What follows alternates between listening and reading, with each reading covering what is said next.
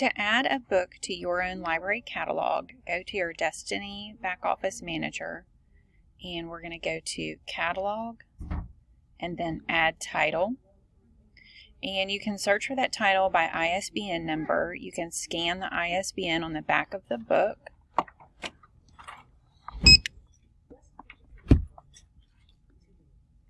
One second.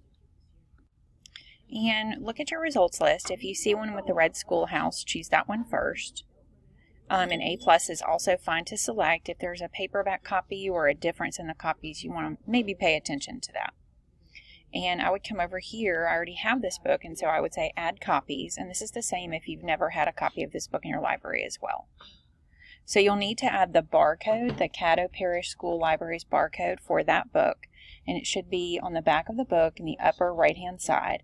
If it came from a vendor like Amazon and it doesn't have a barcode, then you will use barcode stickers that were issued to you from our library supervisor, like Jennifer Tillman, and you'll enter that barcode number.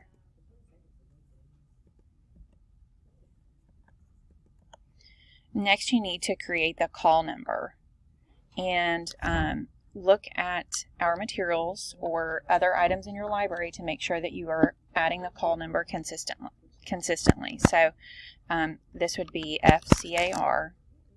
Okay. The purchase price for the book, you'll enter that. And you'll also come down here and add the funding source. Okay, so if this was maybe purchased with parish funds, you would add that.